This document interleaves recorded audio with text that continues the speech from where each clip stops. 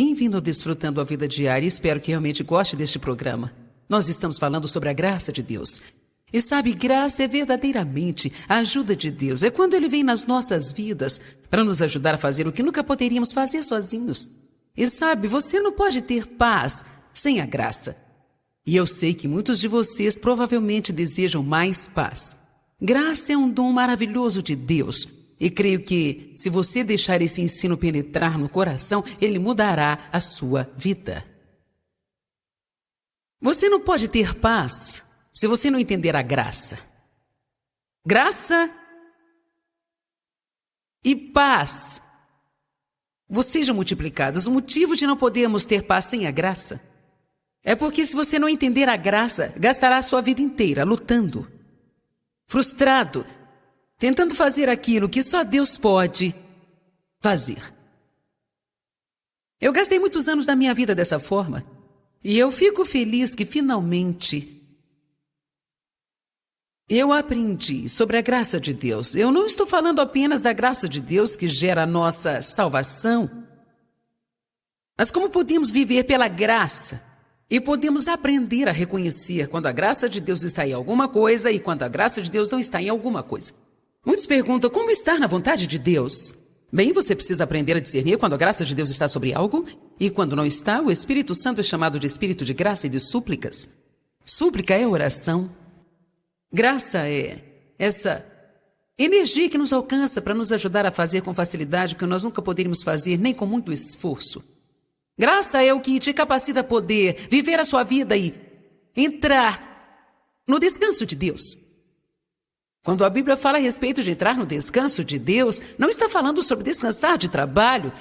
É um descanso sobrenatural que você tem no seu interior enquanto está trabalhando. Ou seja, qualquer coisa que você precisar, você faz com descanso em seu interior e confiando em Deus que cuidará de tudo que for necessário. Salmo 127, você pode abrir lá comigo agora?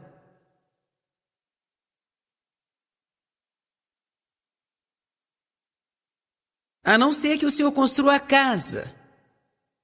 Em vão trabalham os que a edificam. A não ser que o Senhor construa a casa, em vão trabalham os que a edificam. Aqui não está dizendo que você não pode fazer algumas obrigações que devem ser feitas, sabe? Mas está dizendo basicamente que, mesmo depois de você ter feito tudo, será em vão.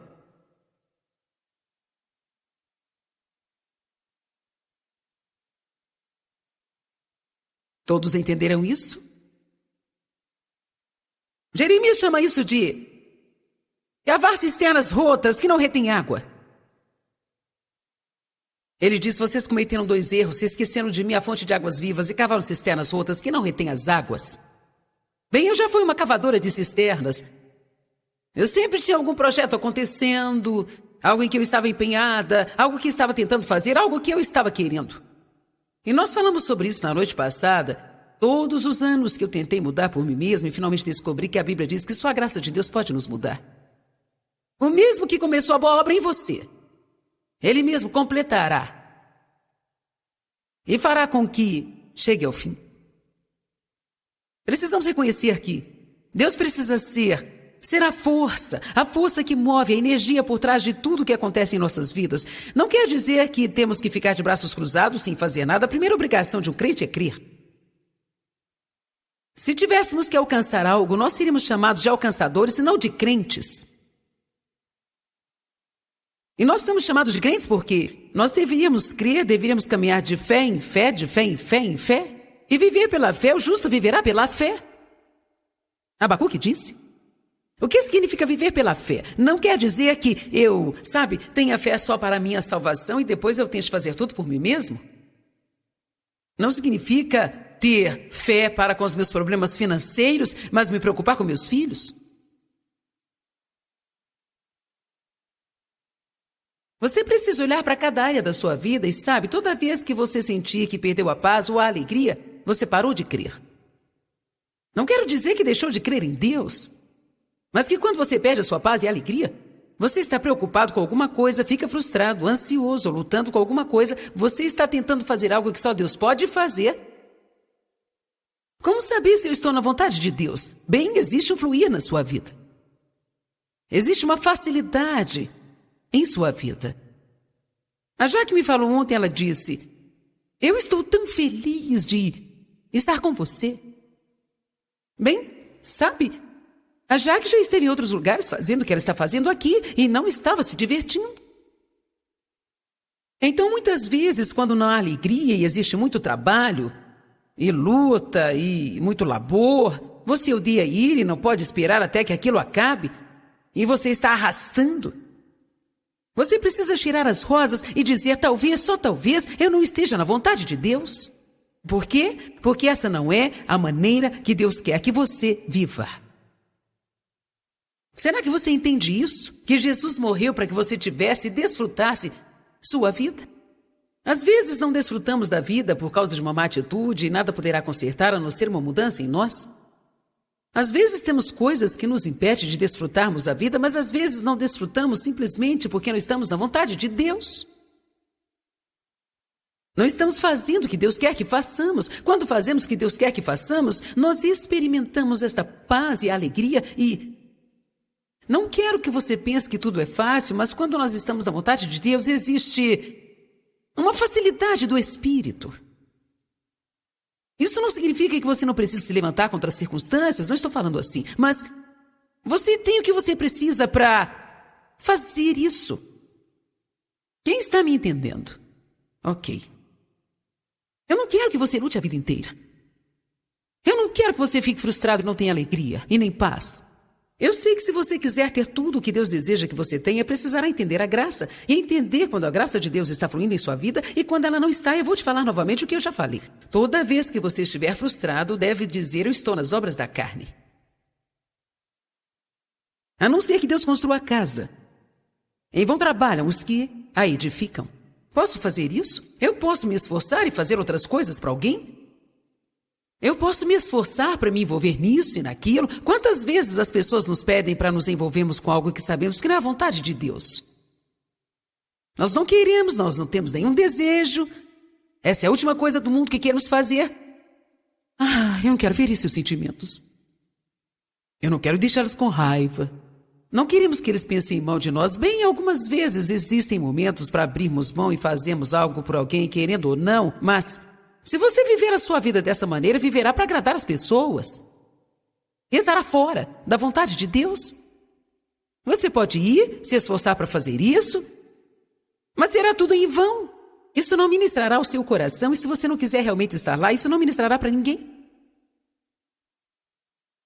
Alô? Alô? Algumas coisas em que trabalhei em vão. Quando nós começamos o nosso próprio ministério há 20 anos atrás, eu tinha dado estudos bíblicos caseiros por 5 anos. Na casa de várias pessoas, eu ministrava estudos regularmente. Eu tinha um na minha casa na quinta-noite e em outro lugar de manhã. E nos próximos 5 anos eu trabalhei numa igreja em St. Louis e foi ali que meu ministério público começou. Eu comecei num estudo bíblico para mulheres chamado Vida na Palavra. E então... isso cresceu e cresceu e a mão de Deus estava sobre isso. Chegou um ponto em que havia 450 mulheres vindo todas as quintas de manhã para esse estudo. Bem, eu sabia que eu tinha um chamado mais alto em minha vida que apenas ensinar em uma reunião. Pelo menos eu sentia isso fortemente e estava me preparando para isso. E finalmente chegou a hora em que Deus me disse: quero que pegue o seu ministério e vá para o norte, sul, leste, oeste. Então fizemos isso, fomos ao norte de St. Louis, ao sul, ao oeste, ao leste de St. Louis, porque ninguém me conhecia em outro lugar. E esse foi um grande passo de fé para mim. Algumas vezes você pode ter relances no seu coração de algumas coisas que Deus tem para você, mas não é a hora certa. Ok? Você sente as coisas às vezes e nem tem muita clareza sobre elas. O maior erro que cometemos é pular dentro das coisas antes de as regarmos com oração para conhecermos o coração e a vontade de Deus para aquilo. Na semana passada, nós tivemos um retiro de líderes e esse retiro foi para os nossos gerentes. Então, nós trouxemos um homem para falar e ele falou sobre Neemias e a construção dos muros que haviam sido derrubados. E então, uma coisa que foi muito interessante para mim, porque Deus está trabalhando muito comigo sobre a oração, não necessariamente momentos longos, mas ter a certeza de que tudo o que eu faça seja colocado sempre em oração. E não ir assumindo as coisas, mas orar sobre tudo. Não precisa ser oração bonita e longa, mas orar em tudo. E nós aprendemos, ao estudar sobre Neemias com aquele homem, que quando Neemias inicialmente teve o sentimento que era para ele ir e construir os muros, antes mesmo de procurar e apresentar a sua causa para qualquer pessoa, ele orou por 4 meses. Quantos de nós temos uma ideia brilhante? Lá vamos nós.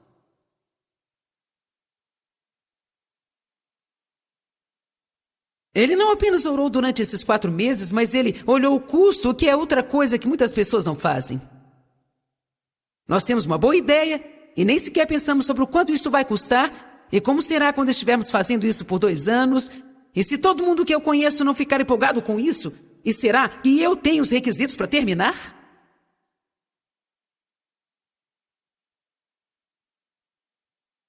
É aí que as emoções podem nos causar muitos problemas. De volta aos primeiros dias, quando começamos nosso ministério, eu tive um sentimento sobre televisão. Era algo que eu sentia bem lá no fundo. Então, eu devo dizer que naquela época eu estava muito cheia de mim. O que eu quero dizer com isso é que... Quantos conseguem entender o que eu quero dizer quando falo que somos cheios de nós mesmos? Mimim, mimim, mimim, eu. Então, eu pensei, nós precisamos ir para a televisão. Eu creio que Deus quer que nós vamos para a TV. Não orei a respeito nem 4 horas, quanto mais 4 meses. Eu demorei muito para descobrir que o fato de você poder fazer algo não quer dizer que você deva fazer isso agora, sabe?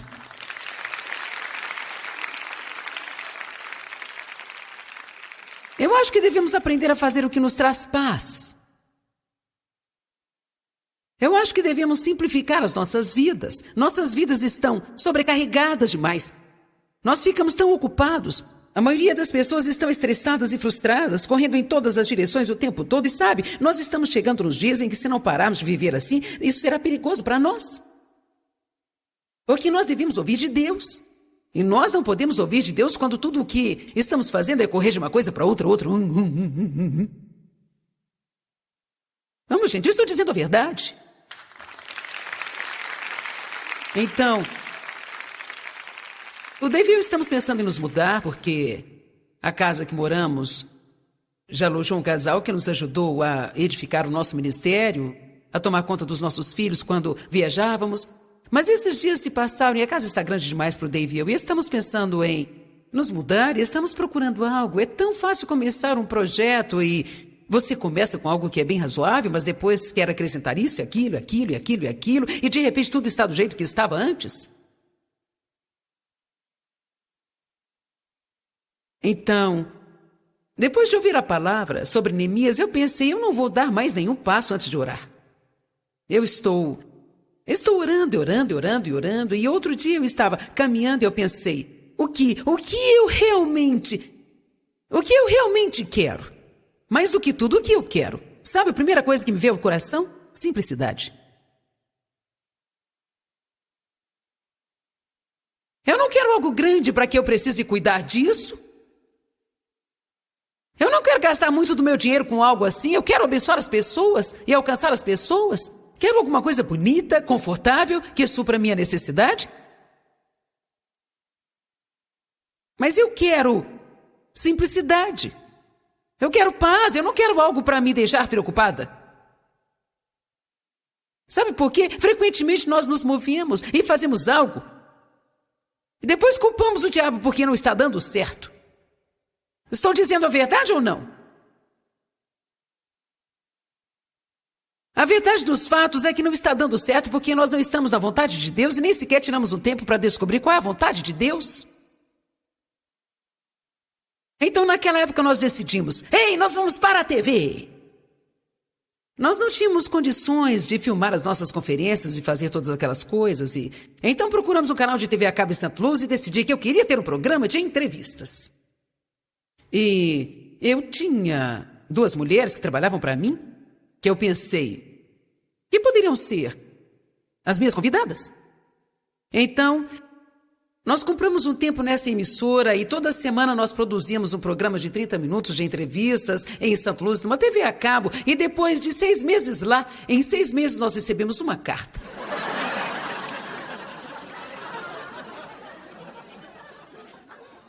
A não ser que o senhor construa a casa. E não somente isso, eu tentei ter um programa de entrevista e fazia perguntas aos meus convidados e eu mesma respondia as perguntas.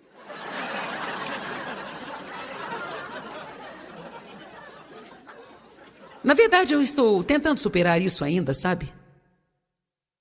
Porque nós temos convidados em nosso programa atual e no começo eles diziam, Joyce, você tem que deixar os convidados falar, ou então não tem o porquê de convidá-los.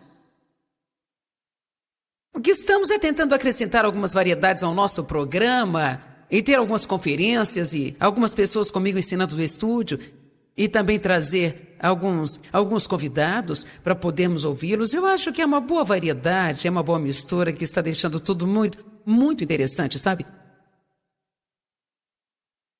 Mas veja, eu gastei 6 meses fazendo isso, eu bolei o plano. Você pode bolar o plano, você pode trabalhar em plano que faça sentido, que pareça bom para você e pode até ficar empolgado. Mas quer saber quando você começa se não estiver dando certo? É melhor você recuar e dizer, eu não estou na vontade de Deus, não estou no tempo de Deus. Bem, quando se passaram 10 anos depois disso, diga 10 anos. Uau! 10 anos! Vezes 365 dias por ano. Nós estávamos em 150 estações de rádio, isso mesmo, 150 estações de rádio. Nós estávamos viajando para partes diferentes do país e tendo reuniões de umas 400 pessoas. Alugamos salões de hotéis, fazíamos as nossas reuniões. Nós tínhamos um bom ministério, nós estávamos ministrando para as pessoas. As estações de rádio estavam se autossustentando e nós pensamos, glória a Deus, trabalhamos arduamente e viajamos tanto tempo, talvez no ano que vem será um pouco mais fácil. Numa manhã o Dave estava se preparando para o trabalho e o Espírito Santo veio sobre ele. E então ele começou a ver no Espírito a condição em que as pessoas estavam no mundo. Isso era algo diferente do caráter dele, mas ele sentou e chorou, e chorou, e chorou, e chorou. E Deus lhe disse, eu te preparei por todo esse tempo. Diga, preparou. Eu preparei vocês por todo esse tempo para irem para a televisão. Se você não pegar essa oportunidade agora, você vai perder e eu terei que arrumar outra pessoa. Ele me chamou e me falou, é claro, a nossa primeira pergunta foi, como vamos fazer isso? Nós não temos dinheiro para ir à televisão? Naquela hora nós oramos a respeito e sentimos que nós precisávamos de $500 mil para comprar um programa no ar, comprar o equipamento, construir um estúdio e etc. E nós escrevemos para as pessoas, você se lembra quantas eram? Naquela época tínhamos 70 mil pessoas na nossa lista e provavelmente nós teríamos uns 3 milhões se fôssemos procurá-las em todos os arquivos, mas nós só contactamos com as pessoas ativas, mas... Então, escrevemos uma carta para aquelas 70 mil pessoas da forma mais simples que sentimos que Deus estava nos falando para fazer e o que iríamos precisar. Sabe quanto arrecadamos? Exatamente $500 mil.